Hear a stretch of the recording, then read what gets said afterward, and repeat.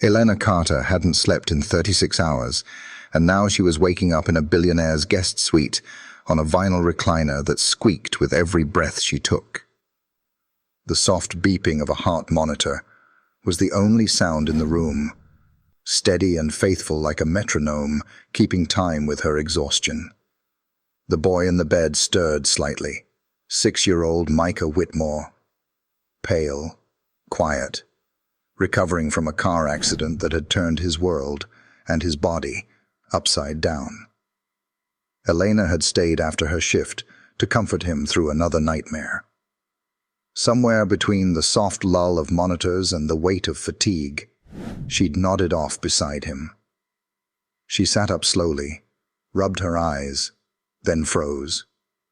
A man stood in the doorway. He didn't say a word, just stared. Sharp suit, crisp collar. The kind of expression that could turn a boardroom to silence. Graham Whitmore, CEO of Whitmore Holdings. The man whose family name was engraved on half the wings of Charleston Memorial. And the father of the sleeping child beside her. His voice came low, clipped. "Are you supposed to be here?" Elena stood so fast the chair wheezed under her. I'm sorry. I didn't mean to fall asleep. I stayed to help settle him and..." His gaze dropped to the chart at the foot of the bed. "You're not assigned to this floor. You're night rotation in pediatrics." "I am." But Micah was upset, and his assigned nurse left. I didn't want him alone. Silence.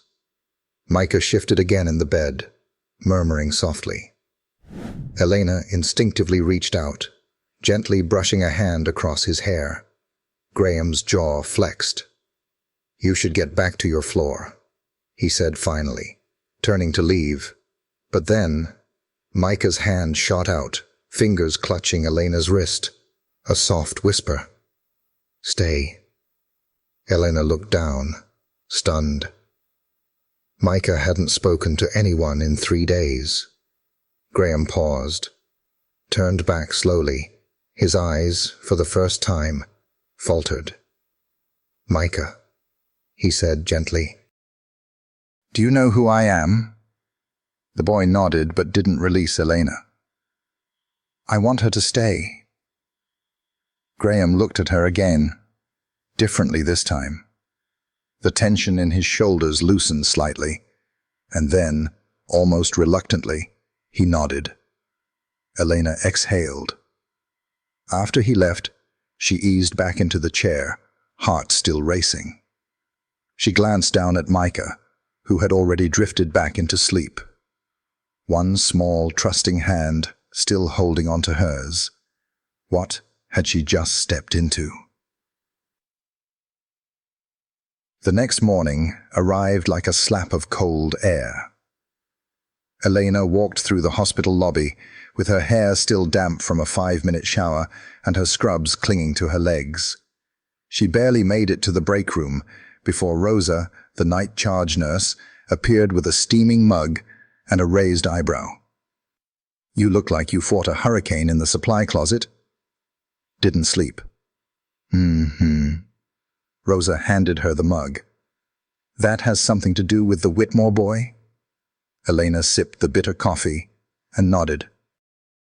"He wouldn't sleep, not until I stayed, and then—" "You fell asleep?" Elena groaned.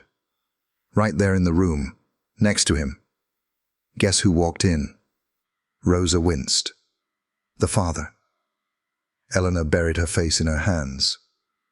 "I'm going to get fired, or sued, or both." But Rosa just smiled. "If he didn't throw a fit on the spot, then something in that room shifted. You can't buy what that child gave you last night. Trust." Before Elena could respond, her phone buzzed. Unknown number. She hesitated before answering. "Hello? This is Mr. Whitmore."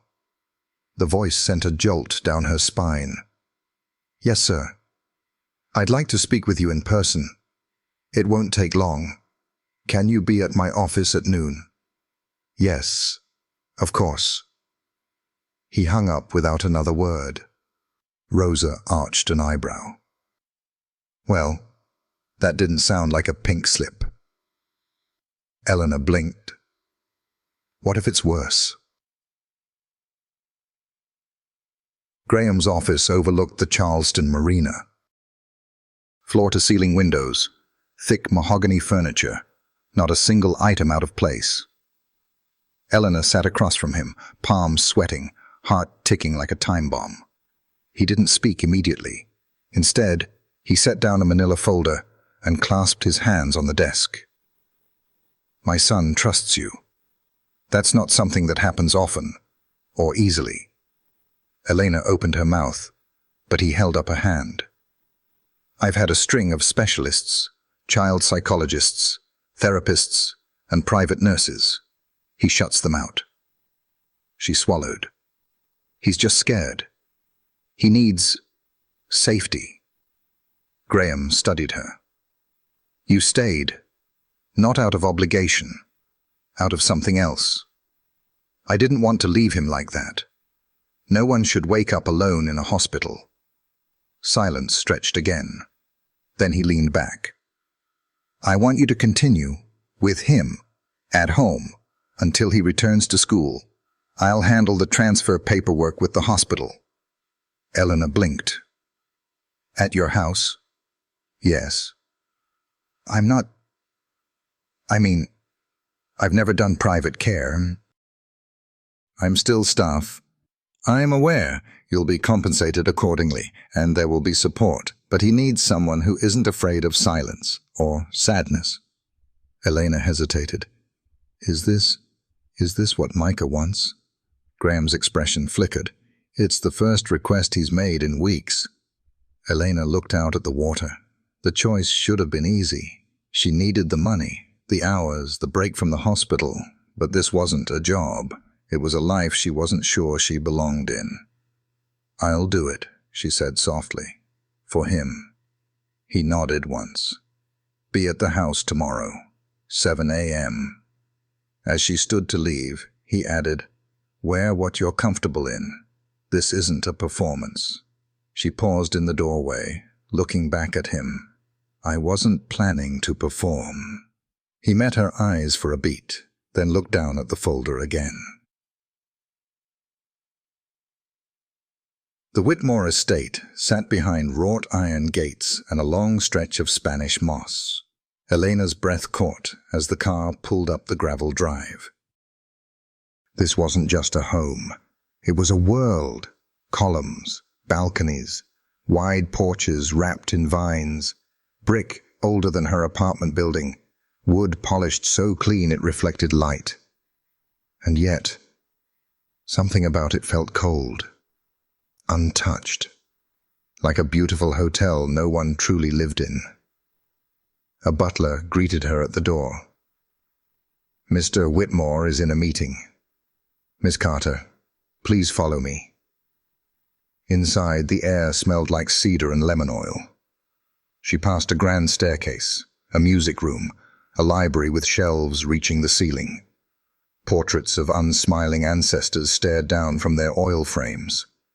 When they reached the upstairs suite, the butler opened the door to reveal Micah sitting cross-legged on a sunlit rug, playing with wooden puzzles.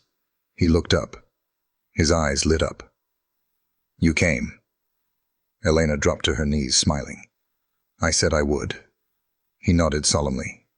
People don't always mean what they say. Her smile faded slightly. Well, I do. Micah held out a piece of the puzzle. Want to help? And just like that, the tension melted. Graham watched from the hallway. He hadn't meant to care, but something about the way Micah smiled when she walked in felt like the first sunrise after too many gray days, and it scared him more than he was willing to admit. If you enjoyed this video, comment 1 to let me know. If not, comment 2. Your thought mattered to me either way. Elena adjusted the strap on her shoulder bag and took a slow breath as the front door closed behind her. Morning light spilled across the foyer's marble floor, casting long shadows from the winding staircase. Somewhere in the house, a clock chimed the hour. 7 a.m. Sharp. She was early. She always was, when she was nervous. Rosa's words from the night before echoed in her head. "It's not the size of the house, honey. It's the warmth in the rooms. That's what tells you if you belong." So far, every room in this house felt like it had been preserved in glass. The housekeeper, Lana, she had introduced herself briefly, led Elena upstairs again. "He's in the study," she said, not unkindly but coolly. "Micah's awake. He's waiting for you in the solarium." "The solarium?" "You'll see." With a slight nod, Lana disappeared down a side hallway. Elena took a moment, steadying herself with a hand on the mahogany banister. Then she saw it. Off to the right, an arched room lined with windows and a ceiling so high it could have echoed. It was glowing with soft golden light, and in the center, cross-legged on a padded bench, sat Micah. He was holding a sketch pad. "Hey, sleepyhead," Elena said gently. "I've been up since 6, Micah replied without looking up. "I couldn't sleep." She stepped inside, letting the door fall shut behind her. "Bad dreams?" He nodded. "But not scary ones. Just sad." She sat beside him. "Sometimes those are worse." Micah handed her the sketch pad. "It's you," he said, pointing to the pencil figure. "You're holding a flashlight." Elena blinked. "Why a flashlight?" "So you can find me when it's dark." Her throat tightened unexpectedly. Before she could answer, the door creaked open behind them. Graham entered, sleeves rolled up, no tie this time, holding a coffee mug. He paused at the threshold. "You're early," he said to her. "I don't like being late." He nodded, but said nothing more. Micah looked up at him. "She found me in my dream. With the flashlight." Graham's gaze shifted briefly toward Elena. "She always does," he said quietly, then cleared his throat. "Breakfast's in the sunroom." Micah hopped off the bench and ran ahead. Elena rose to follow, but slowed as Graham walked beside her down the corridor. "She's here early," came a voice from the next room. Feminine, smooth, Ava Sinclair. She stood by the window, swirling a spoon in her tea as if it were a glass of wine. Her hair was perfectly styled, a soft linen dress clinging to her like it belonged on a magazine cover. Eleanor paused at the doorway. "I thought this was a private breakfast," Ava said, not looking up. "It is," Graham said evenly. "And she's invited." Elena moved to excuse herself, but Graham stopped her with a glance. "You should stay." Ava finally turned, her smile practiced and polite. "Of course. The more the merrier." Micah sat at the table, swinging his legs. "She helped me finish my puzzle yesterday." "I'm sure she did," Ava said sweetly. "I imagine she's very good with puzzles." Elena offered a tight smile and took a seat opposite her. The meal was quiet, save for Micah occasionally asking Eleanor to pass him jam or toast. Graham mostly remained silent, sipping his coffee and reading something on a tablet. Ava, however, watched everything. Her eyes lingered on Eleanor's scrubs, on her undone hair, on her thrifted flats that squeaked faintly against the polished floor. "And how long have you been working here?" Ava finally asked. "Since this morning," Eleanor answered, keeping her tone even. "Ah, so new to private care then." Ava folded her hands neatly. "It's a different world, the expectations, the scrutiny. Not everyone's suited for it." I imagine the same is true for charity boards, Eleanor replied lightly, not missing the way Graham looked up from his tablet. Ava's smile didn't falter, but the silence that followed was thick. Micah broke it, frowning. Why are you being weird? Ava blinked. Weird? You talk nice, but your eyes are mad. Graham stifled a chuckle behind his mug. Ava stood, brushing invisible lint from her dress. Well, this has been lovely. Graham, we'll talk later? He didn't reply, only gave a courteous nod. Once Ava had left the room, Graham sighed and set his coffee down. Sorry about that. You don't need to apologize, Elena said, reaching for a napkin to clean up Micah's spilled juice. She's protective. In her own way. Protective of what? He asked, voice soft. The illusion? Elena glanced at him, surprised. He didn't usually show his cards. Micah leaned into her side, yawning. Would it be okay if we sat in the garden today? He mumbled. The big one with the stone bench. Of course. Graham watched as Elena took Micah's hand and led him out of the room. Something about the way she moved, effortless, grounded, tugged at something buried deep inside him. Something he'd spent years trying to forget. The garden stretched along the back of the estate, shielded by old oaks and climbing roses. A stone bench sat beneath a canopy of wisteria, where petals drifted lazily in the breeze. Micah sat on the bench, head resting on Elena's lap, his eyes fluttering closed. Elena stared up at the branches above, listening to the birds. She didn't hear Graham approach until he was already beside her, hands in his pockets. He never lets anyone touch him, he said, voice low. He just needs space to feel safe. He hesitated, then sat on the edge of the bench. My ex-wife wasn't patient. She thought emotional distance meant discipline. Eleanor said nothing. I didn't know how to stop her, he added quietly. Now she looked at him. That's in the past, she said. What matters is what you do now. He nodded slowly. Do you ever think about doing something else? What do you mean? Your talent. You could be anything. Go anywhere. She smiled softly. You say that like money isn't a factor. You don't think I know what it's like to feel stuck?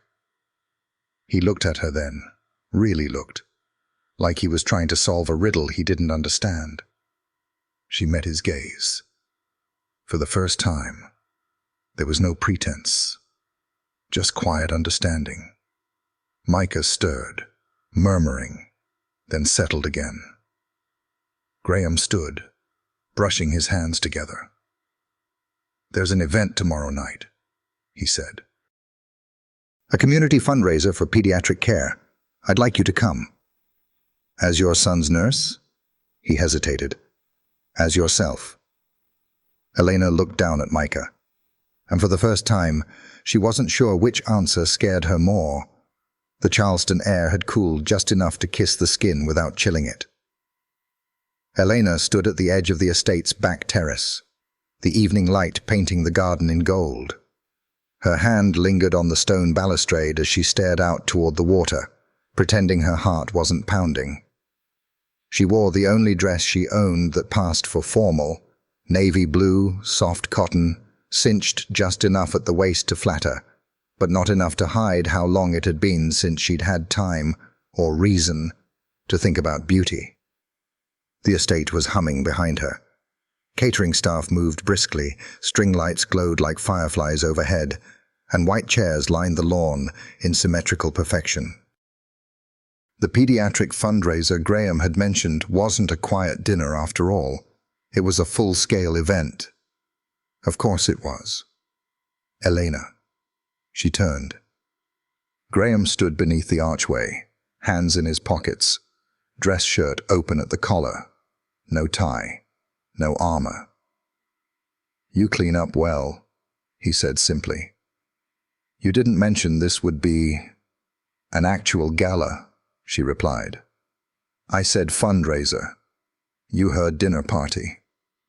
And you let me show up underdressed? He smiled faintly. You're not underdressed. His eyes didn't waver. And for a moment, neither of them spoke. Then a polite cough broke the spell. Vivian Whitmore approached in an emerald gown, every step deliberate. She held a champagne flute in one hand, her posture regal. You must be the nurse, she said. Eleanor nodded, extending a hand. Eleanor Carter. Vivian looked at her hand for a beat too long before shaking it.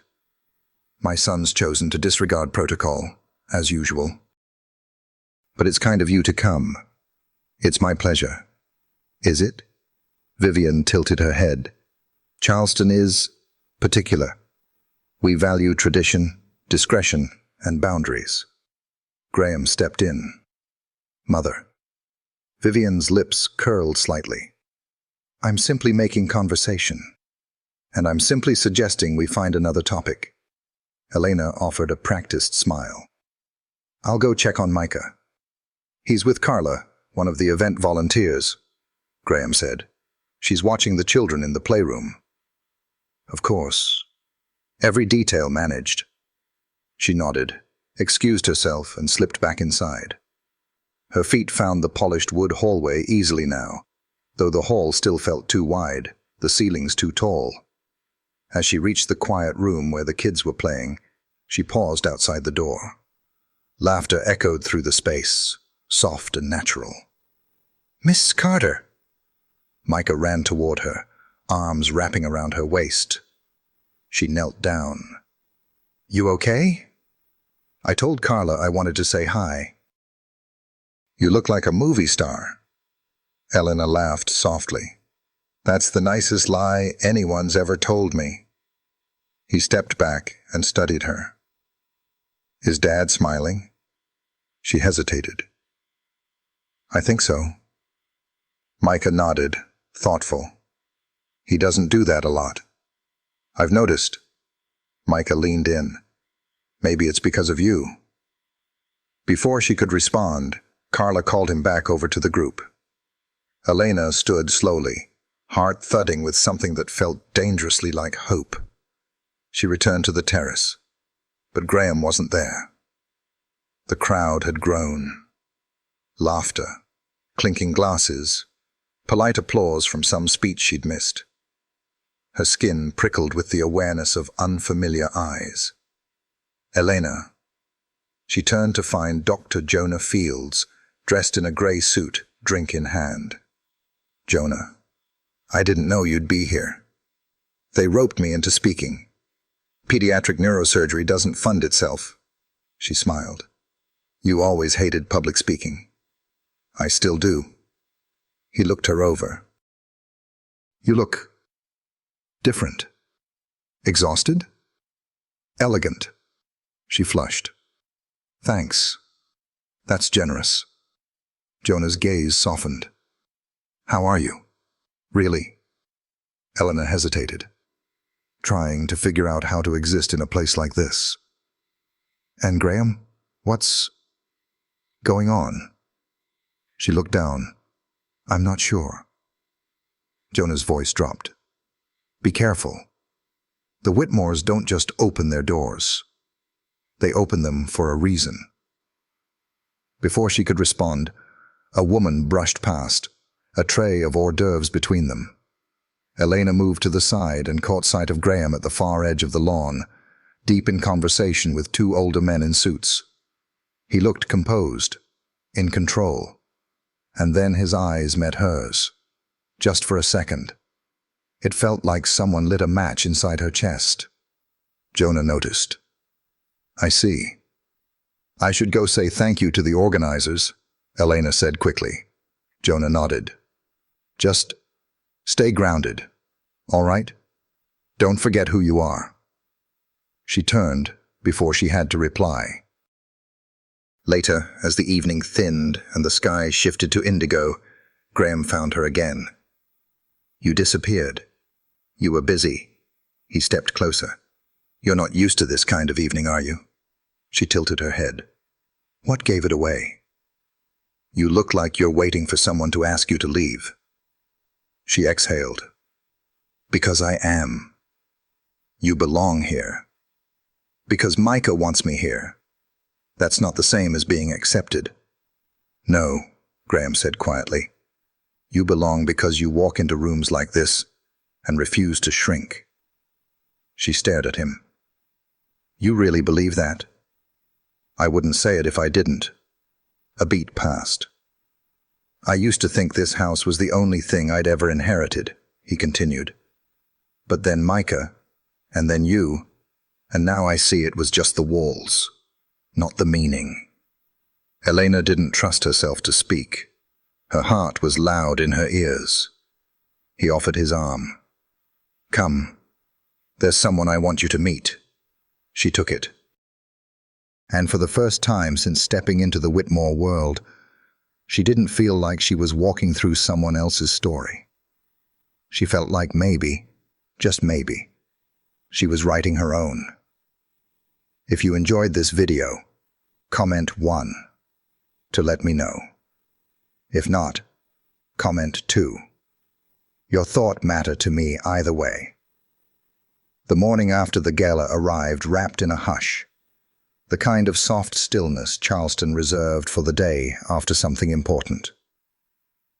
Eleanor stood barefoot on the garden path just after sunrise, a blanket draped over her shoulders and a cup of lukewarm tea cradled in her hands. The estate, normally quiet, now felt reverent, like it too was catching its breath from last night's pageantry. She hadn't slept. Graham's words had stayed with her long after the guests had gone and the music faded. You belong here. You walk into rooms like this and refuse to shrink. It should have felt flattering. Instead, it felt like pressure. "Didn't expect to find you up this early," came Graham's voice from behind her. She turned slowly. He was dressed down, just jeans and a white Oxford, sleeves rolled, barefoot like her. More man, less myth. "I don't sleep well in strange beds," she said, sipping her tea. "You were in a guest wing the size of a condo." "Still a stranger in it?" He nodded, stepping beside her, both of them looking out toward the garden where dew still kissed the petals. "I want to show you something," he said suddenly. She glanced at him. "Now?" "It's 2 minutes from here. Come on." They walked in silence across the back lawn, past the rose arbor, down a narrow path she hadn't noticed before, half overgrown with creeping ivy. It led to a small iron gate. Graham pulled it open with a low creak and gestured for her to step through. What lay beyond was unexpected. A hidden garden, fenced in by tall hedges, wild with untamed color. Azaleas tangled with climbing roses, and an old stone bench curved around a tiny pond. In one corner, a wooden trellis half collapsed beneath the weight of a wisteria vine. Elena took a slow breath. This doesn't look like the rest of the estate. It's not. This was Nora's. Nora? My sister. Elena turned to face him. She was the heart of the family, Graham continued, his voice quieter now. 10 years older than me, a botanist, fierce, brilliant. She used to say the rest of this house was built for show. But this garden? This was for living. Elena stepped toward the trellis, brushing her fingers across the worn wood. After she passed, he said, no one touched it. My mother couldn't bear to, and I didn't know how. Elena turned. Why show it to me? Graham met her eyes. Because last night you reminded me of her. Not in looks, in the way you breathe life into quiet places. Micah hasn't smiled like that in months. He laughs when you're around, She swallowed hard. You're giving me too much credit. Maybe. Or maybe you're afraid of what it means to be seen. She flinched slightly at that. That's not fair. No, he agreed, stepping closer. But it's true. Silence stretched between them like a thread pulled taut. I used to come here when I didn't know what to do, he admitted. Now, I think maybe it's where I start again. He looked around, then added, I want to fix it up, restore it, for Micah. And you? He hesitated. I think I need to remember what it feels like to build something that doesn't ask for profit or recognition. Just care. Elena looked down at the pond. Dragonflies skimmed the surface, their wings catching the early sun like shards of glass. I could help, she said softly. His voice dropped. Would you? I think Nora would want someone too. She didn't know what made her say it, but the words felt right, as if the garden itself had whispered them. Graham exhaled, the tension in his shoulders easing. Then it settled. They stood there for a moment longer, not speaking, just listening to the morning. And then Eleanor broke the quiet. There's something I didn't tell you. He looked over. I almost didn't come last night, she confessed.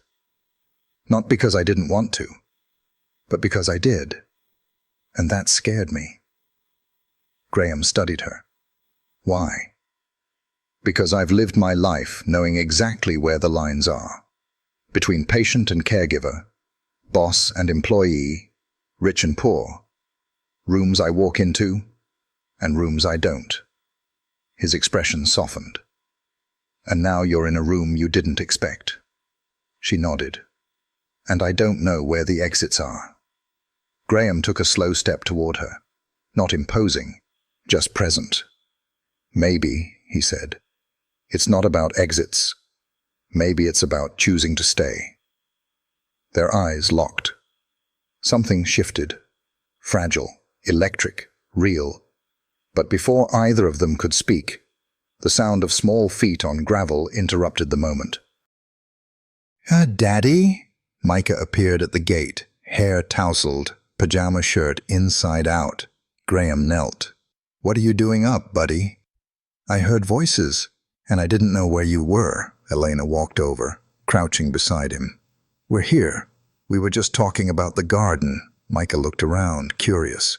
It's like a secret place. It was, Graham said. But not anymore. Micah's eyes lit up. Can we fix it? That's the plan. Can I plant sunflowers?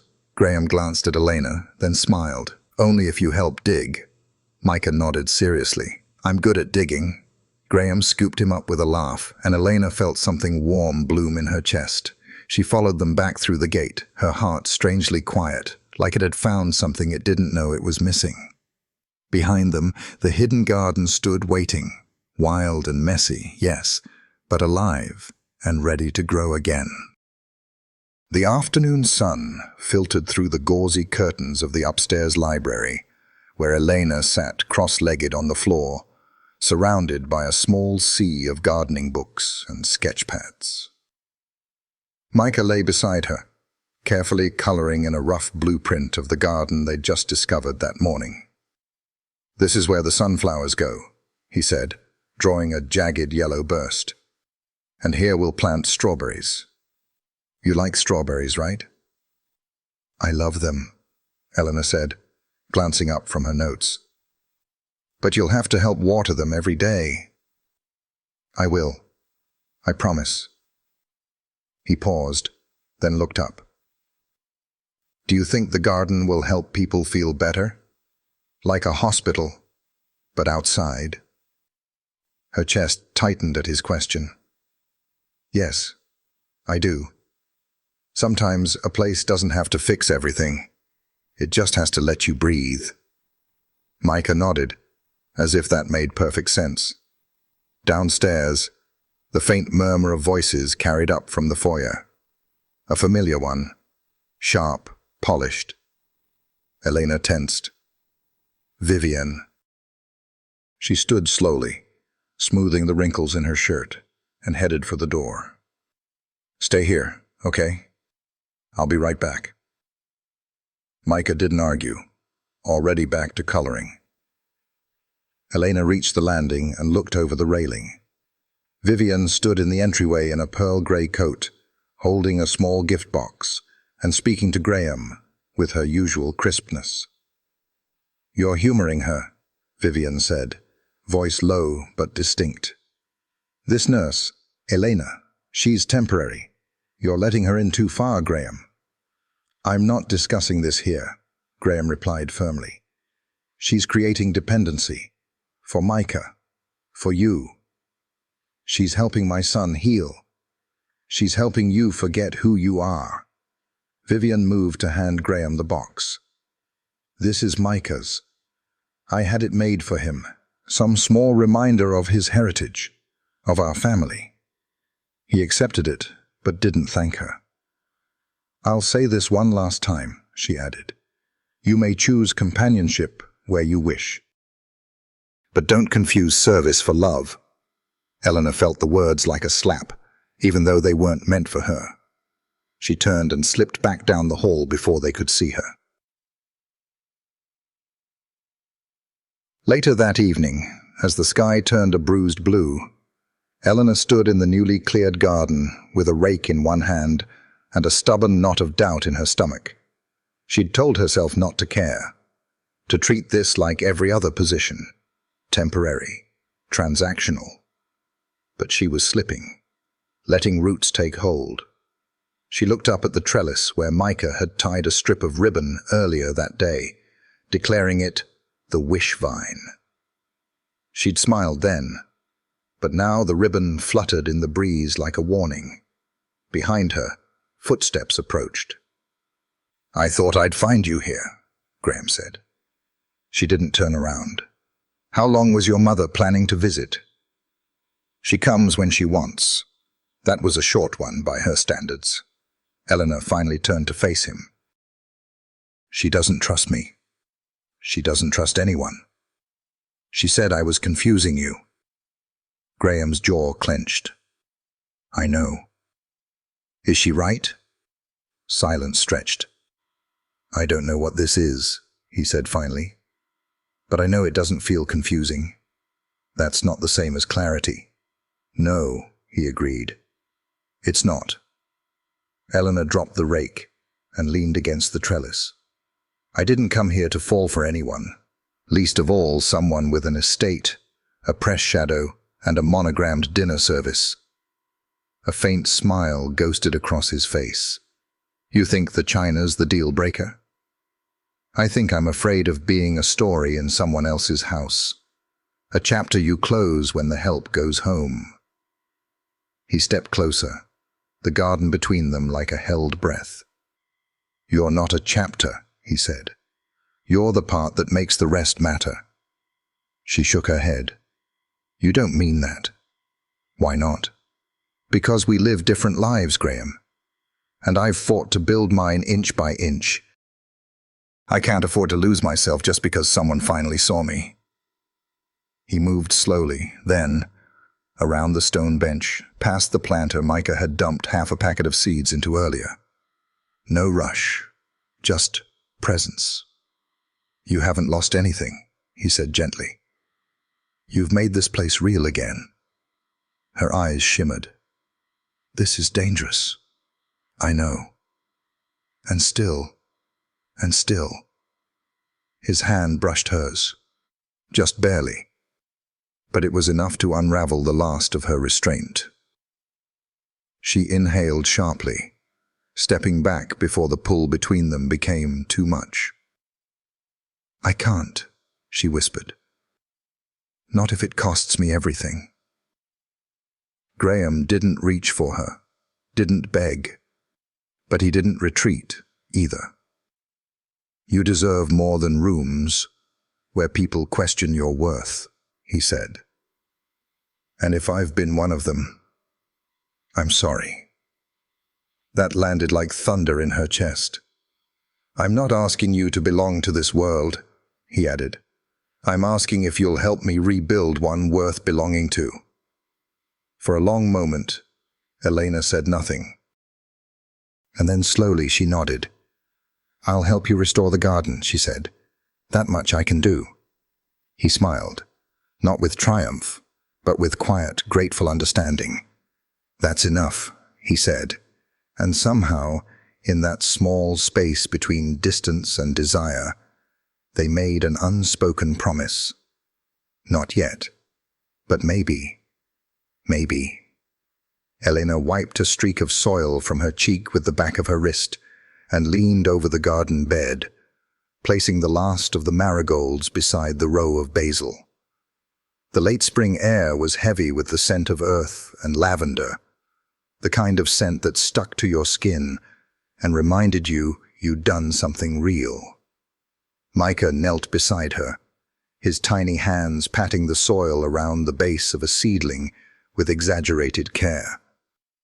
"Miss Rosa says marigolds keep away bad bugs," he said. "She's right," Elena replied. "They're little protectors." He glanced up at her. "Are you a protector too?" She paused. "I try to be." Micah tilted his head. "For me or for Daddy?" Her breath caught. Before she could answer, the gate to the garden creaked open. Graham stepped through, a clipboard in one hand, his tie tucked into the breast pocket of his blazer. He looked at the scene in front of him. The boy, the soil-covered nurse, the row of new life stretching across the raised beds, and for a moment, something unreadable flickered in his eyes. "I'm interrupting," he said. "No," Elena replied quickly, brushing her hands on her thighs. "We're almost done." Micah stood and ran over, holding up dirt-smeared fingers. "We planted strawberries and carrots and marigolds." "I see that," Graham said, crouching to eye the rows. "Looks like better progress than my meetings this morning." Micah giggled, and Elena watched as Graham ruffled his son's hair without hesitation. It was new, this ease, this softness. "You two have made this place something else," he said, standing again. "I barely recognized it when I walked in. It just needed a little intention," Elena said quietly. Graham nodded, then looked at her. "Would you join me for lunch? On the back patio? Just the two of us." She hesitated. "I should get Micah cleaned up first." "I'll do it," Micah said quickly. "I know where the sink is." Elena turned to him, surprised. "Are you sure?" He grinned. "I'm not a baby." She gave him a gentle nudge. "Go easy on the soap this time." As he ran off, Graham held the gate for her. "It's just a sandwich," he said, as if he could read the hesitation in her shoulders. But she nodded. They sat beneath the shade of a wide striped umbrella, the table set simply. 2 glasses of sweet tea, chicken salad sandwiches, and a bowl of fresh fruit that looked like it belonged in a painting. Graham leaned back in his chair, sunglasses perched on the table beside him, sleeves rolled to his elbows. "You've changed things around here," he said. "I've only been here a few weeks. And in that time, Micah sleeps through the night. The staff smiles more. Even the air feels different." Elena toyed with the corner of her napkin. "Gardens don't bloom overnight." "I'm not talking about the garden." She looked up. His gaze was steady, and the silence between them stretched long and slow, like a breath held underwater. "I don't want to make this harder," Graham said softly. "I know you're trying to keep boundaries." "Trying," she echoed. "But I need to ask." He paused. "Is there room in your life for something more?" She stared at him, not because she didn't know the answer, but because the question terrified her. "I've built my world on discipline," she said. "Budgets, schedules, Practicality. I've seen what happens when emotion gets too loud. People make promises they can't keep. They leave. I'm not planning to leave. No one ever plans to. Until they do. Graham's fingers drummed lightly on the table, then stilled. I don't want to make you choose, he said. I just want to know if we're building the same thing. Elena leaned back, her eyes scanning the distant treetops. Do you ever wonder if some people were meant to orbit each other, but never land? I used to, he admitted. But then I met you, and for once, I don't want to orbit. Her throat tightened. I don't know how to let go of survival mode. Maybe you don't have to, he said gently. Maybe it's about letting someone survive with you. Just then, a voice broke the stillness. Elena! She turned. Rosa stood near the edge of the patio, holding her phone and waving urgently. Her face was tight with concern. I'm sorry, she said, breathless. But you need to see this. Elena stood quickly, taking the phone. The screen showed a news blog, one of those glossy Charleston Society pages. And there, under a photo of her and Micah in the garden, was the headline, Whitmore CEO's nurse sparks speculation, caretaker or companion. Beneath the headline, paragraphs of thinly veiled innuendo and assumptions spilled out. Accusations of inappropriate closeness, of blurred boundaries, of Eleanor's unusual access to private family spaces. Her stomach flipped. Where did they get these photos? They were taken from someone's Instagram, Rosa said quietly. A guest at the fundraiser.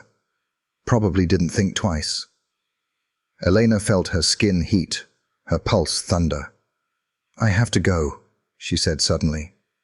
Elena? Graham stood. No, I need a second. I can't. She handed the phone back and hurried down the steps, heart pounding.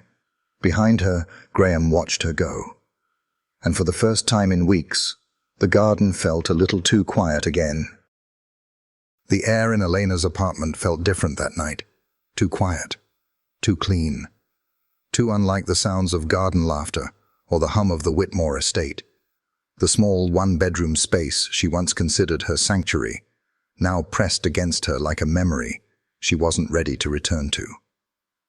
She sat at her kitchen table, the article still pulled up on her phone screen. Its words bled through her like cold ink.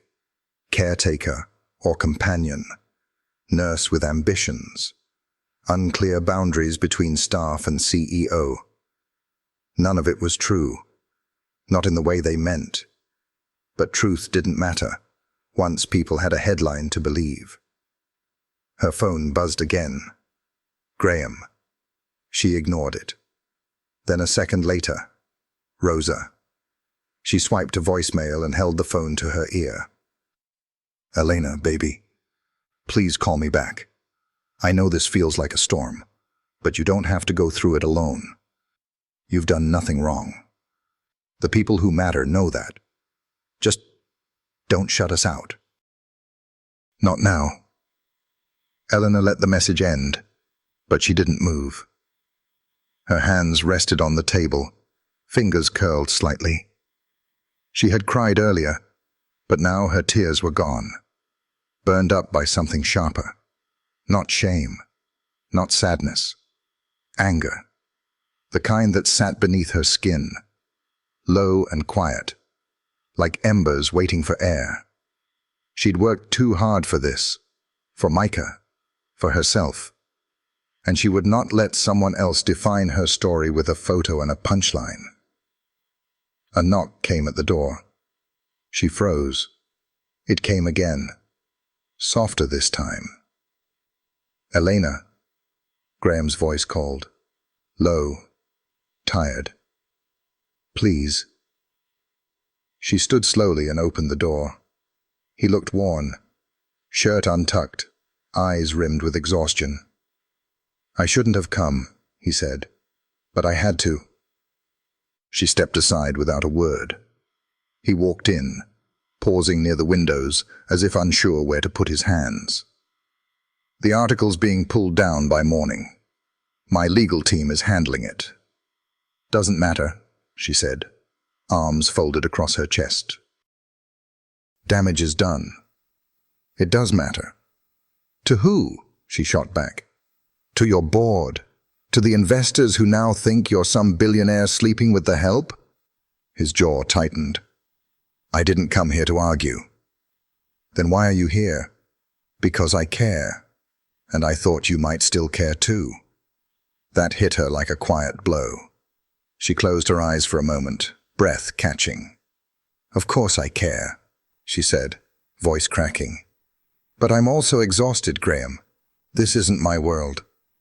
I knew it the minute your mother looked at me like I was a stain on her tablecloth. He stepped closer. My mother doesn't get to decide what matters. She doesn't have to. The whole city already has. Elena, you asked me if there's room in my life for something more, she said. But I don't want to be more, if it means less of me. He stopped, eyes locked on hers. And I can't keep guessing if I'm here for Micah, for you, or for a fantasy that crumbles the second someone's reputation is threatened. The silence that followed felt like a crack spreading in glass. Graham nodded slowly. You're not wrong. She blinked. You're not wrong, he repeated. About the press, about my world, about the weight I've let sit between us like it doesn't belong to me. He stepped toward her. No performance, no pretense. I didn't want to risk dragging you into it. And by trying to protect you, I made it worse. She let out a slow breath, the anger thinning. He continued, softer now. When I saw that article, I didn't think about the business. I thought about Micah seeing it one day. About him thinking, this is how the world treats people who care. Elena's eyes shimmered. He shouldn't have to learn that lesson. No. But if he does, I want him to learn how to respond to it too. With truth. With grace. And maybe with someone like you by his side. She shook her head slowly. This isn't a fairy tale, Graham. I don't want a fairy tale, he said. I want real. She looked at him for a long time, weighed the cost, the ache, the heart she'd tried to protect. And then she stepped closer. I'm still angry, she whispered. I know. And I still don't know if this is wise. I don't either. But I'm not ready to walk away yet. He let out a slow exhale. Relief, quiet and palpable. Then stay, he said. On your terms. I already have terms. He smiled gently. Good. I'll learn them. Just then, her phone buzzed again. A text. She glanced down. From Rosa. Micah's asking for you. Said he had a bad dream and wants the garden nurse to tell him it's okay. Elena held the screen up, her voice barely audible. He's why I came in the first place. And he's why I hope you'll stay. She looked at Graham, the space between them finally softening. Tell Rosa I'm on my way, she said quietly. And for the first time that day, she smiled. Not because the world was fixed, but because she still had something worth fighting for. The wind moved gently through the wisteria vines, carrying the scent of lavender and soil across the early evening air. The hidden garden, once wild and forgotten, now bloomed with life. Lines of vegetables stretching beneath the sun, vines reaching confidently across trellises, and petals in every hue peeking from the corners, like secrets unfolding. Elena sat on the stone bench near the pond, a children's book open on her lap. Micah leaned against her side, his head tucked beneath her arm, thumb hooked through a button on her cardigan, as if it were his anchor to calm. You want me to read it again? She asked softly. Micah nodded without lifting his head. But do the voices, she smiled. Always the voices. She began reading, dipping into the silly characters, adjusting her pitch and tempo to match each one. Micah giggled in the same parts he always did, but tonight his laugh was quieter, like his energy had settled somewhere deep. By the time the last page turned, he was blinking slowly, his body melting further into her side. "Elena?" he mumbled. "Mm-hmm. Are you staying forever?" She froze. The question hit her heart like a whispered prayer, hopeful, unsure, and painfully pure. "I'm here tonight," she said gently. "And tomorrow. But what about forever?" She brushed a hand through his curls. "Sometimes we don't know forever until we get there." He was quiet a beat. "I hope forever has strawberries and story time." She blinked back the heat in her eyes. "Me too, buddy." Just then, Graham appeared at the garden gate, holding 2 mugs and a folded blanket over his arm. His eyes landed on them, and something in his face softened. "He's out cold," Eleanor whispered as Graham approached. "I figured." He handed her a mug. "Chamomile."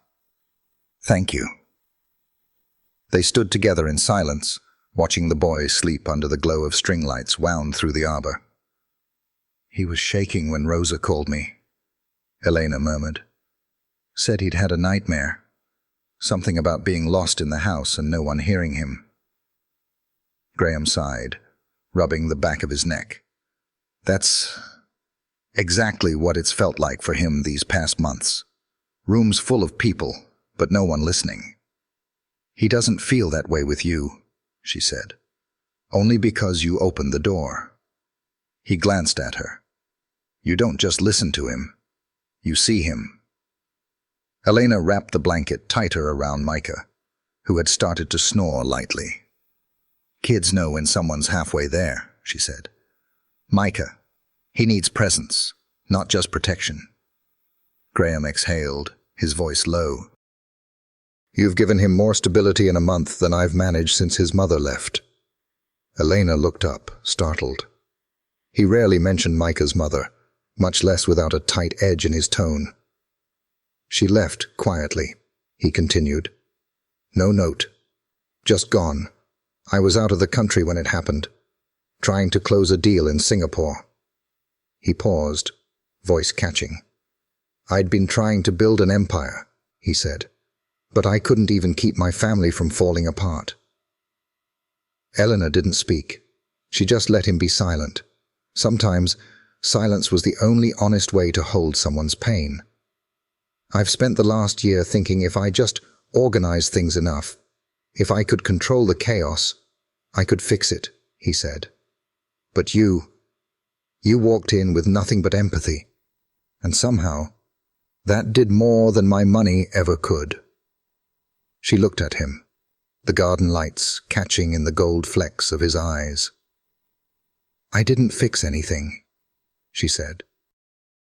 "I just stopped pretending broken things didn't hurt." Graham lowered himself onto the bench beside her, careful not to jostle Micah. "Elena," he said, quieter now. "I want to ask you something, and you don't have to answer tonight. But I need to say it." She turned to face him.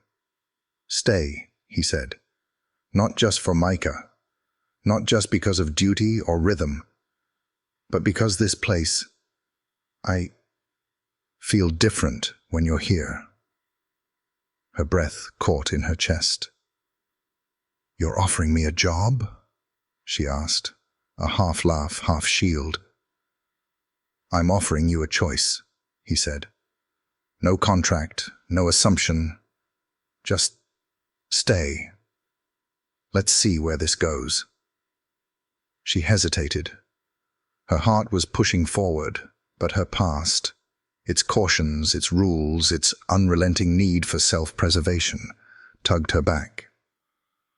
"I don't know what I'd be to you," she whispered. "A caregiver? A partner? A ghost in someone else's house? He leaned in, his voice barely audible. You'd be exactly who you already are. The woman who changed the center of our world. She looked down at Micah's peaceful face, his small hand still wrapped in her sweater, and in that moment, the question wasn't whether she should stay. It was whether she had ever truly left. The stars above blinked into view, and the garden around them breathed like a living heart, full, beating and quiet as a promise waiting to be made. Rain tapped gently against the wide glass windows of the Whitmore estate. Charleston's skies had darkened by mid-morning, and the garden that usually danced with light now swayed under a silver hush. Elena stood in the kitchen beside Rosa, their hands buried in flour and dough as the scent of warm cinnamon filled the air. Don't over-knead it, Rosa said, eyeing Eleanor's technique. Cinnamon rolls need a tender hand. Eleanor smirked. Are you saying I'm too aggressive? I'm saying these rolls are the only thing that should be soft around here. They both laughed, the kind of easy laughter that came from shared purpose. Rosa had become a quiet anchor in Elena's days, steady, unfazed, and wise in ways that didn't need announcement. As Elena placed the rolled dough into a pan, Rosa lowered her voice. He's watching you more. Elena didn't ask who. He watches you like he's afraid to blink and miss something. Elena kept her eyes on the tray. I don't know what we are. Rosa wiped her hands and leaned back. You're something. Doesn't need a name to be real. Before Elena could answer, Micah burst into the room, sock-footed and holding a paper in both hands. Look what I made, he shouted, holding it high. Elena crouched. Let's see. It was a drawing, bright and chaotic, but unmistakably heartfelt. 3 stick figures stood in front of a house and garden. 1 tall, 1 medium, 1 small. Above them, Micah had written in crooked letters, My family. Elena's breath caught. Who's this? She asked, pointing. You, Micah said proudly. And me, and Daddy. Rosa looked away, pretending to tidy the counter, but Elena knew she was giving them space. Micah beamed. I want to hang it in the garden room. Let's do it after lunch, she said, hugging him close. He nodded and darted off, leaving Elena blinking rapidly. She turned to Rosa. I don't want to confuse him. You didn't confuse him, Rosa said. You gave him something to believe in. Elena didn't respond. Her heart was too full and too afraid. Later that afternoon, as the rain softened to a mist, Elena made her way to the small chapel on the far side of the estate grounds. It was old, unused except for holidays, and tucked beneath a canopy of oak trees. Inside, the air was cool and still. Wooden pews lined the room, simple and weathered, with faint etchings where generations of names had been carved over the years. Elena sat in the back, the silence wrapping around her like a wool shawl. She didn't come to pray. Not exactly. She came to listen. Footsteps echoed behind her. I didn't think anyone else came out here, Graham said softly. She turned but didn't rise. I wanted somewhere quiet. He sat beside her, leaving a respectful space between them. My parents used to drag me here when I was little, he said. I used to count the cracks in the floorboards just to stay awake. Elena smiled faintly. I used to light candles in the hospital chapel after every tough shift. For strength, for surrender. They sat in stillness for a moment longer. I saw Micah's drawing, Graham said. He showed it to me before bed. Elena tensed. I didn't say anything, he added. Didn't want to put pressure where it wasn't asked for. I just don't want to disappoint him, she whispered. You won't. You don't know that. He turned to her. I know that you've been the only consistent light in his life since January. And I know you've handled that responsibility with more grace than I ever could." She folded her hands in her lap, eyes on the altar ahead. "Rosa told me something earlier," Graham said. "Said I watch you like I'm afraid to blink." Elena's breath caught. "She's not wrong," he said. "I didn't think it was possible to feel peace again. Not in this house. Not in this life. But somehow, when you're here, everything settles." She turned slowly to him. "Graham, I'm not asking for declarations," he said gently. "I just want to know if you feel it too." "I do," she admitted. "But I'm terrified of what happens when it changes." "What if it doesn't change?" he asked. She gave a soft, sad smile. "Everything changes." He looked at her then, not as a CEO, not as a man used to control, but as someone who'd lost enough to know how fragile hope could be. "I don't need you to promise forever," he said. "I just need to know you won't disappear without a word." Her eyes shimmered. "I won't." He nodded slowly, as if that one word had given him room to breathe again. They sat side by side in the quiet sanctuary, the stained glass casting soft colors across the floor. Elena reached into her pocket, pulling out a small folded ribbon, Micah's from the wish vine. "I've kept it since the night he tied it," she said. "I don't know why." "Because some part of you wanted to believe." She nodded, fingers curling around the ribbon like a tether. The chapel stayed hushed around them, and in the middle of a life neither of them expected, two people sat together, finally still, not because the world outside was perfect, but because for the first time in a long time, it wasn't pretending to be. The sun returned the next morning, cutting through the rain-soaked clouds like forgiveness. Golden light spilled across the Whitmore garden, catching the dew on every petal and blade of grass.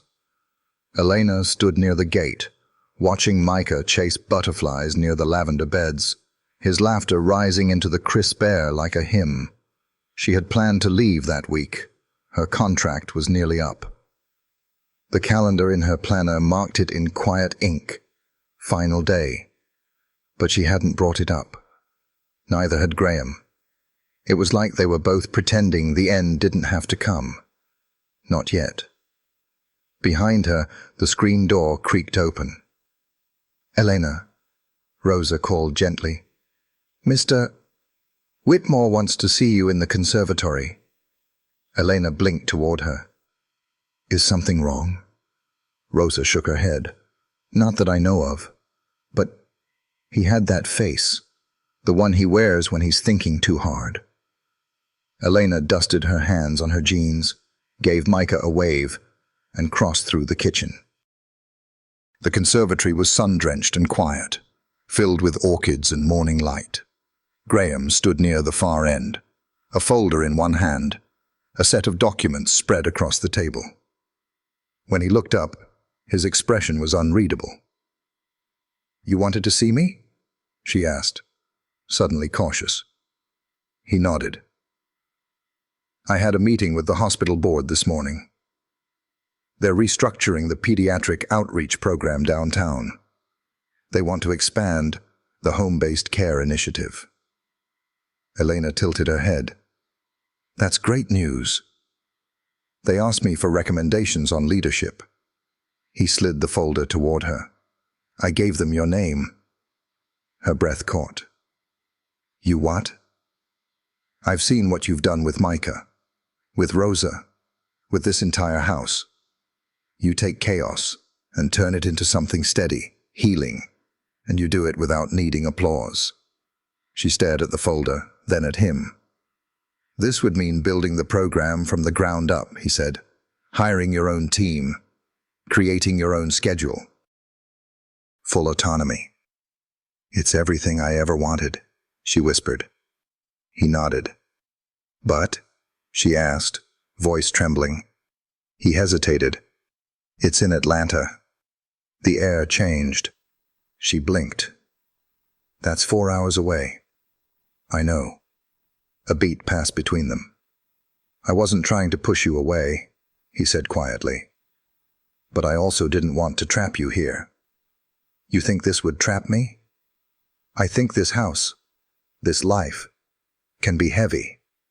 And I'd never forgive myself if I asked you to stay at the cost of who you are. She stepped toward the table, fingers brushing the folder's edge. Do you want me to go? She asked. No, he said, without hesitation. But I want you to choose. Elena folded her arms, heart pounding. I've been choosing since the day I walked in that hospital room, Graham. I chose to come back after the article. I chose to stay when your mother looked at me like I didn't belong. I chose to read bedtime stories and plant marigolds and eat burnt cinnamon rolls at 2 a.m. He looked at her, stunned. I'm not here out of obligation, she said, voice thick. I'm here because I want to be. But that doesn't mean I want to lose myself in someone else's orbit.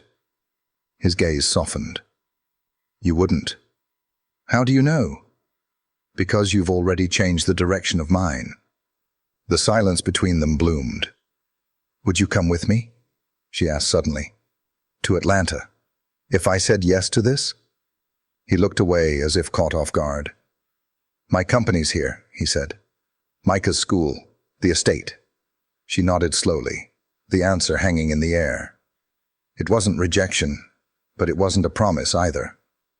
I think, she said, voice trembling, we're building something fragile and beautiful, and I don't want to destroy it by asking for too much. Graham stepped closer, his hand brushing hers.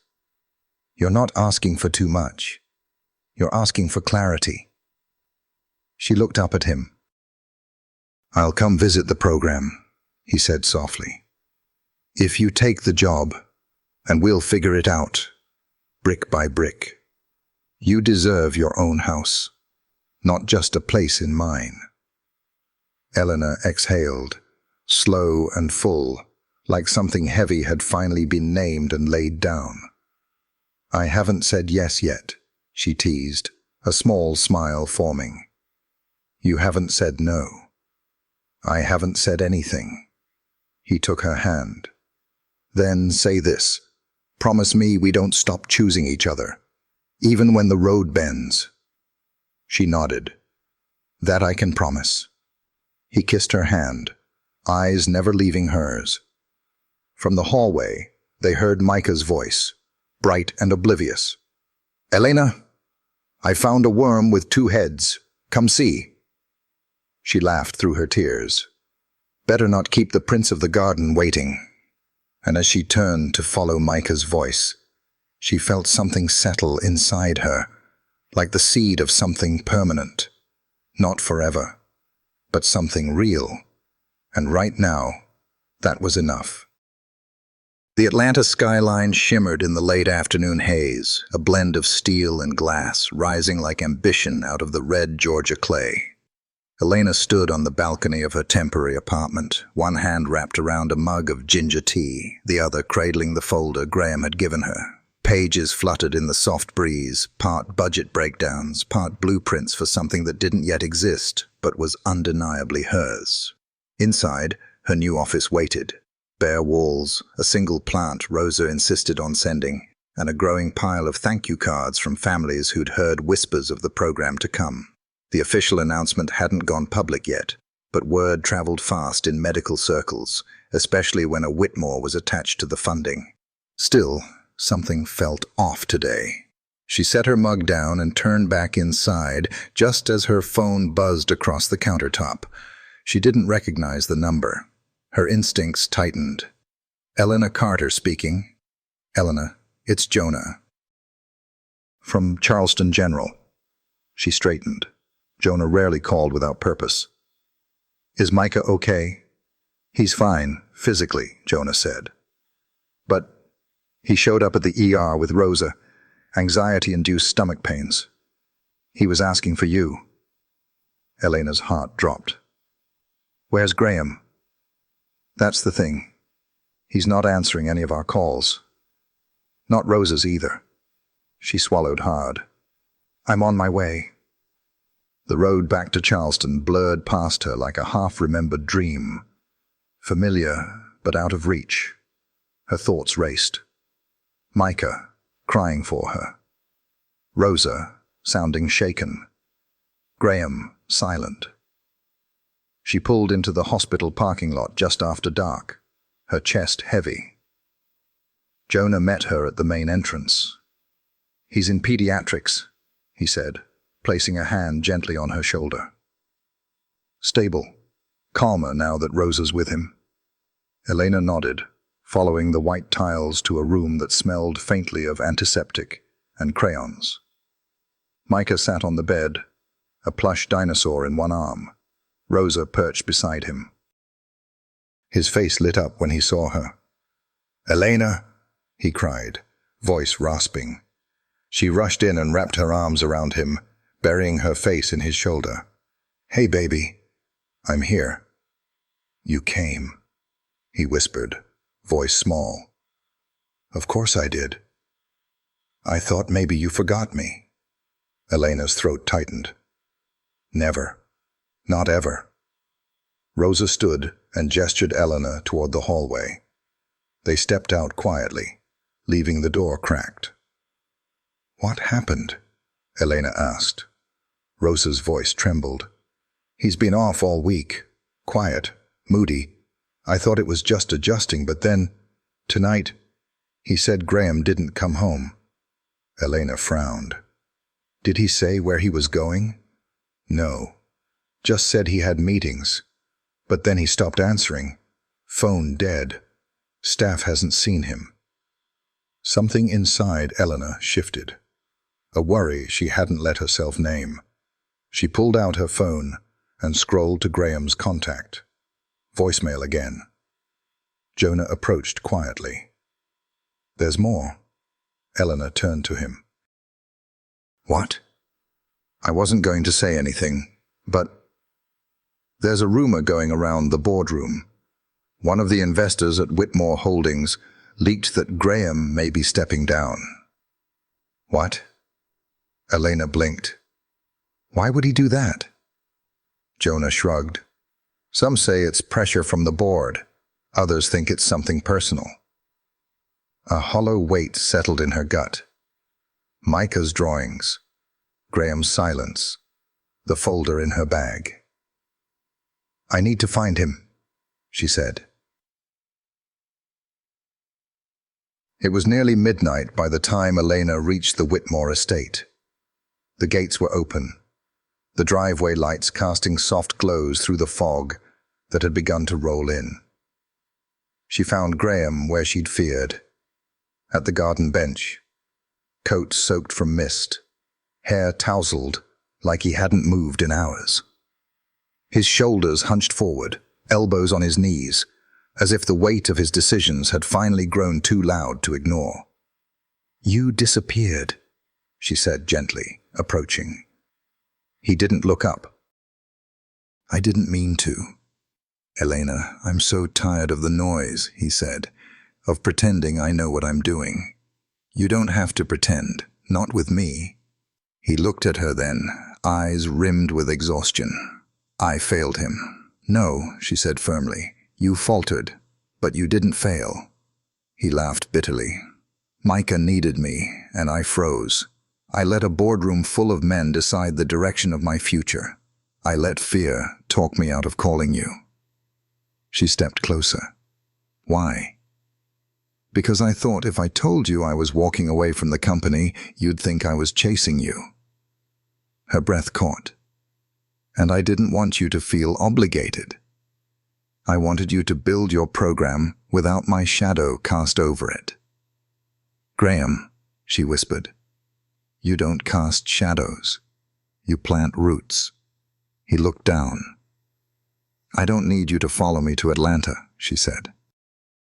"But I need to know that when I look beside me, whether I'm here or there, you're not running from the life we're trying to build." He reached into his coat pocket and pulled out a small, folded paper, the drawing Micah had made. "I kept this," he said. because it's the first time I realized I wanted that picture to be real. She took the paper, unfolding it carefully. The figures stared back at her, still crooked, still smiling. "This isn't about jobs or cities," she said. "It's about choosing each other, even on the hard days." Graham stood slowly. "Then I choose you, every day, even when I don't know how." Her breath trembled. "I can't be perfect," he said, "but I can be present." And somehow, in that quiet night air, surrounded by the garden they'd built from nothing, Elena believed him. She reached for his hand. He took it. Neither of them spoke. They didn't need to. The scent of late summer clung to the Charleston air, sweet magnolia, fresh soil, and the slow promise of change. Elena stood on the wraparound porch of the estate, her suitcase at her feet. Morning sunlight stretched across the lawn in golden lines, casting shadows that moved gently with the breeze. The quiet hum of the garden whispered beneath the sound of her heartbeat. Rosa appeared in the doorway, drying her hands with a dish towel. "You sure about this?" she asked softly. Elena nodded, but her voice cracked. "I'm sure.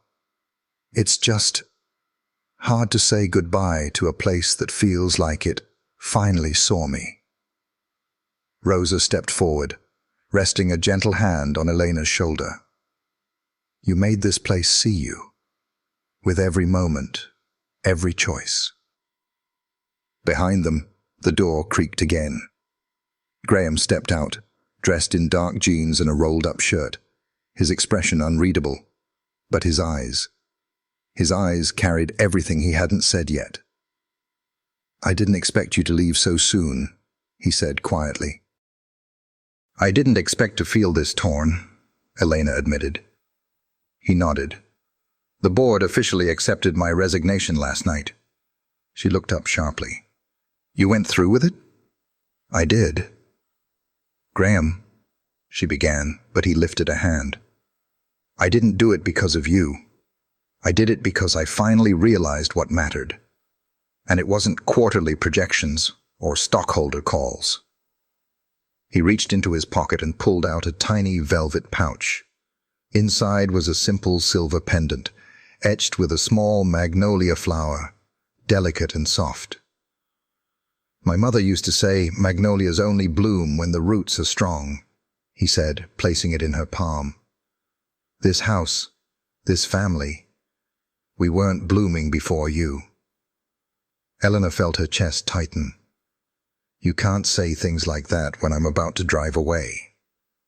"Then don't drive away," he said. "Or if you do, make sure it's towards something, not just away from this." "I'm building something in Atlanta," she said, her voice firmer now. "A program that matters." "I know. And I'll support it however I can. Fund it, visit it, build a second garden if I have to." She laughed through the rising tears. "You'd hate the humidity." He stepped closer. "Not if you're there." Their eyes locked. The wind carried a strand of hair across her cheek, and he brushed it back gently. "I'm scared," she whispered. "Not of the work, of wanting too much, of holding something this good and watching it fall apart." He placed both hands on her arms, grounding her. "Then we hold it together, brick by brick. Like you said, we don't have to name it or rush it. We just don't let go." Behind them, Micah's voice rang out from upstairs. "Is she leaving yet?" Elena turned, laughing. "I'm still here." "I made you something," he called. Graham nodded toward the door. "Go see." Inside, Micah stood at the top of the stairs, holding a folded piece of paper and wearing a cape made from a pillowcase. "Ta-da," he said proudly. She climbed the steps and took the paper. It was a drawing, again. But this time, it showed two houses connected by a long road, with a car in between. 3 stick figures again, still crooked, still smiling.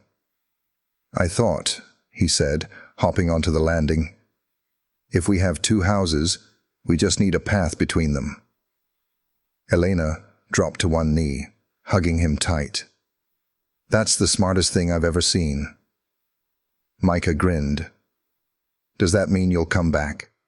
She looked him in the eyes. "It means I'll never be too far." Downstairs, Graham leaned on the banister, watching them.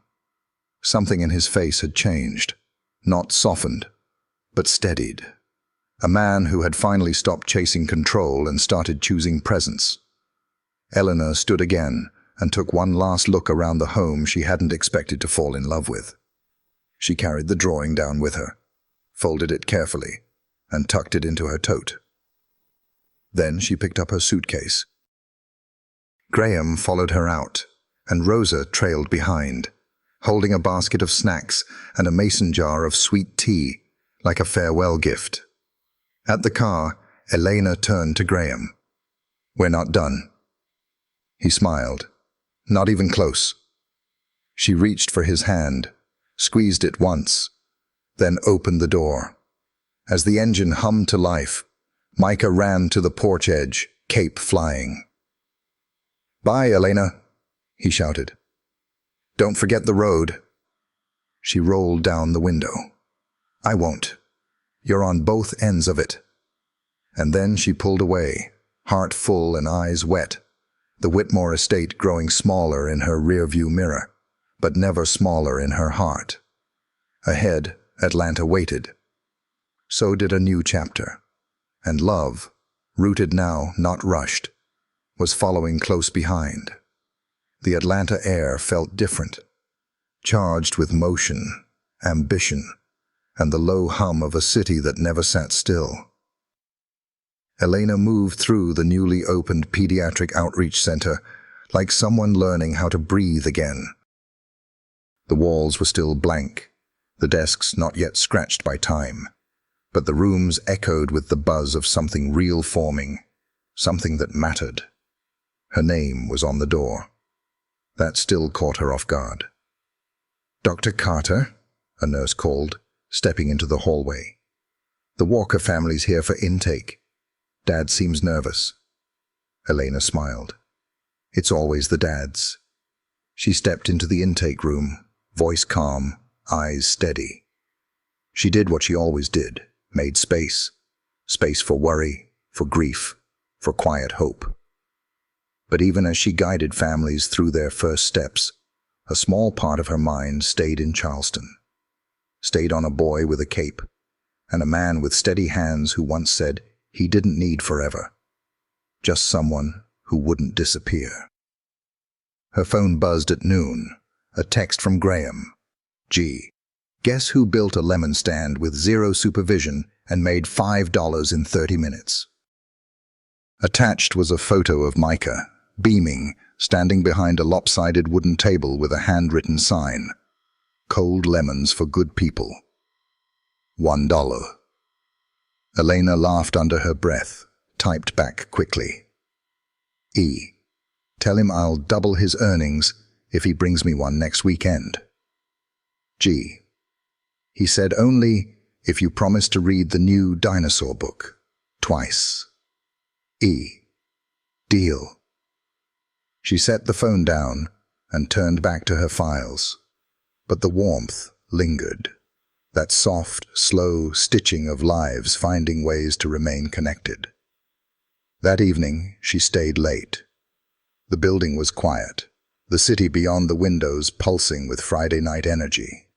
She was reviewing grant paperwork when a knock echoed from the entrance. Frowning, she glanced at the clock, past 7. When she opened the front door, she froze. Graham stood there, holding a bouquet of wildflowers. No roses, no grand gesture. Just blooms that looked like they'd been gathered from the side of a Georgia road. "I hope this isn't weird," he said. She blinked, stunned. "What are you doing here? I had meetings in town, and Micah begged me to check if the chairs in your waiting room were comfortable enough for coloring books." Elena stepped aside, letting him in. "You didn't have to bring flowers. They're from Micah, actually," Graham said. "He said you're the only person who waters things without needing to be asked." She swallowed hard. "He's too smart for 7. They walked into the main room, and he looked around slowly. "It's beautiful," he said, turning in a circle. "You built this." "I had help. But you made the pieces fit. I see it in every corner." She watched him closely. "Why does it feel like you're trying to say goodbye?" He turned to her, startled. "I'm not." "Then what are you saying?" "I'm saying I've seen you come alive here, and as much as I miss having you in Charleston, I'm not here to pull you back." She stepped closer. "So why are you here, Graham?" "Because I miss you. And because maybe, just maybe, there's a version of this story where we're not in separate cities, but we're not tangled either. We're choosing." Elena's breath hitched. "And what if I'm still scared?"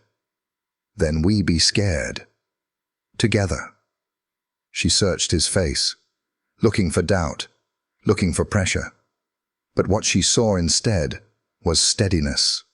The same steadiness that once carried a child through grief and a household through chaos. But now, it carried hope. "I can't move back to Charleston right now," she said honestly. "I'm not asking you to. And I can't ask you to uproot Micah. Then we find another road, one with stops and sleepovers and FaceTimes during bedtime stories." She smiled. "You make it sound easy. It won't be. But neither was building this place. And you didn't run from that." They stood in the middle of the center she had poured her heart into, with night settling behind them like a curtain. The soft flicker of the lobby lamp bathed them in gold. "I'm not ready for forever," she said. "But I think I'm ready for next weekend, and maybe the one after that. That's all I'm asking." She walked to the front desk, grabbed a pen, and scribbled something on a post-it, then handed it to him. Weekend schedule. Friday, Micah pickup, 6 p.m. Saturday, garden store, cookies, lemon stand. Sunday, dinosaur book, twice. He read it and smiled. "Looks official," he said. She stepped forward, brushing his lapel gently. "Then I guess we better stick to the plan." He nodded, and without another word, wrapped his arms around her.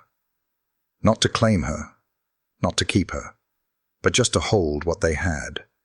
Imperfect, growing, and finally, real. The sun had barely risen when Elena stepped out onto the porch of her Atlanta apartment. The quiet hum of early traffic buzzed in the distance, but the stillness of the morning wrapped around her like a blanket. In her hand was a coffee cup Micah had painted, green smudges, uneven shapes, and a big red heart in the center. Her phone buzzed, a video message. She tapped it, and Micah's face filled the screen, lit by morning light in Charleston. "Hi, Elena. I picked tomatoes with Rosa this morning. Daddy says they're not ripe, but I think they taste awesome. Oh, and we found a baby turtle. Its name is Pancake." The camera tilted wildly before stabilizing again on Graham's amused face. "He insisted you be the first to know." Eleanor laughed, covering her mouth. "Tell Pancake I said welcome to the family." She texted back quickly. "That tomato better be in my lunchbox Friday." The response came instantly. "Only if you read 3 dinosaur books this time." She shook her head and sipped her coffee, her heart already halfway down I-20 East. By late afternoon, she was in full swing at the center, conducting evaluations, scheduling home visits, training new staff. Every hallway buzzed with purpose. But beneath it all, a slow-burning ache started to settle in. A question that tugged at her with every passing weekend. How long could they keep building something that spanned 2 cities?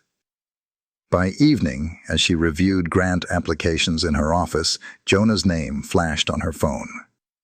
"Elena," he greeted, his voice easy, familiar.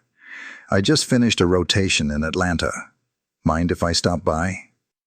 "Absolutely," she said. "Bring your honest opinions. I'm knee-deep in a proposal." 20 minutes later, Jonah walked through the front door with a bag of lemon scones. "You're a saint," Elena said, grabbing one. He looked around, nodding in approval. "This place is thriving. You've done something big." "I had help." He sat across from her. "So, how's Charleston?" The question landed heavy. "I miss them," she admitted. "You look like you're holding a weight in both hands," he said softly. "Because I am. This place matters, but so do they." Jonah leaned forward, his tone shifting. "Can I be honest? Please. You're building your dream, but dreams evolve. You've outgrown thinking it has to be either or." She met his gaze, curious. "What are you saying?" "I'm saying, maybe it's time to stop trying to live 2 lives. Maybe there's a way to live one big, bold one, with both roots and wings." She was quiet for a moment, then asked, "You ever regret staying in Charleston?" He smiled. "Every time I visit this city, I think about what I could have done here. But when I look at my life back home, I don't feel lacking. I feel grounded." Elena looked out the window, her fingers absent-mindedly tracing the rim of her mug. Later that night, as she walked the garden behind the center, small but blooming, her thoughts raced. Was it time to think bigger? To stop making Atlanta the center of everything? Could she expand the program back into Charleston? Decentralize it? Let it grow the way it was meant to? She pulled out her phone. Called Graham. "Hey," he answered, his voice calm, familiar. "I've been thinking," she said. "Always a dangerous prelude. I want to talk about the long term. Really talk about it." A pause. "I'm listening. I want to open a satellite program in Charleston, a full branch, with a leadership team, one that could grow even when I'm not in the room." Graham exhaled slowly. "That's huge." "It is. But so is this. Us, and Micah, and the roots we've started to grow." "You're willing to do that?" he asked. "Split your base?" "No," she said. "I'm not splitting anything. I'm multiplying. I've realized this dream doesn't have to be one building in one zip code. It can be something bigger." There was silence on the line, then, "Micah will be thrilled. He misses you like crazy." "I miss him too." "And me?" She smiled. "Especially you." "I'll have Jonah help you scout spaces," he offered.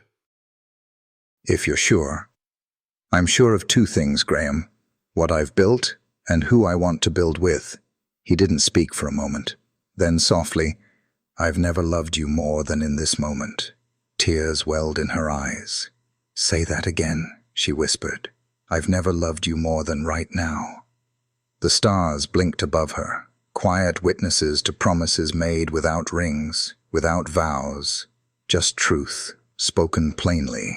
In that moment, she didn't feel split between 2 worlds. She felt whole.